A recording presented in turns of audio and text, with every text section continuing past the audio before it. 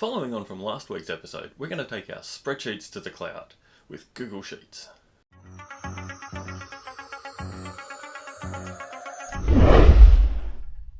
Hey there YouTube! Last week we covered Google Docs. This week we're going to cover Google Sheets, the spreadsheet part of Google Suite. I won't delve too much into the history of spreadsheets, but I will say that VisiCalc on the Mac in 1979 and the PC in 1981, and later Lotus 123 released in 1982 for the PC, were the killer apps that started the use of personal computers as business tools. Microsoft Excel came along in 1985, and by the 90s it had taken over the spreadsheet market. Accessing Google Sheets is done in the same way as last week's episode on Google Docs. For a refresher, click the link above. If you're in Docs, it's as simple as clicking the hamburger menu in the top left and selecting Sheets. The heart of a spreadsheet is a table of data that can be manipulated.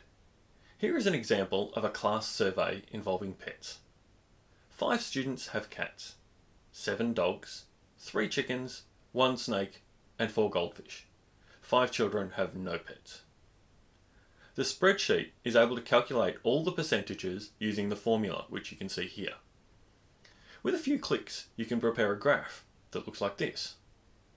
The real magic is when Jack remembers that they have a pet snake at home.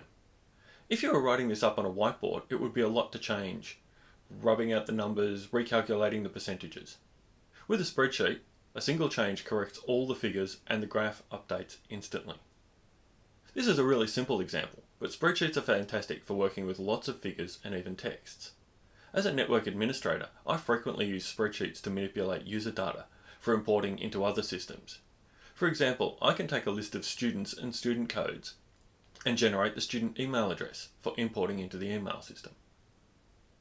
The possibilities are endless. There are hundreds of different formulae for financial calculations, statistical evaluations, and so much more.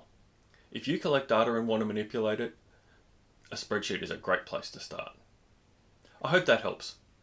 At the Tech Doctor Network, our goal is to help you negotiate the technology maze.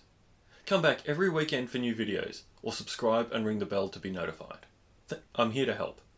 Thank you so much for watching. Have a great day.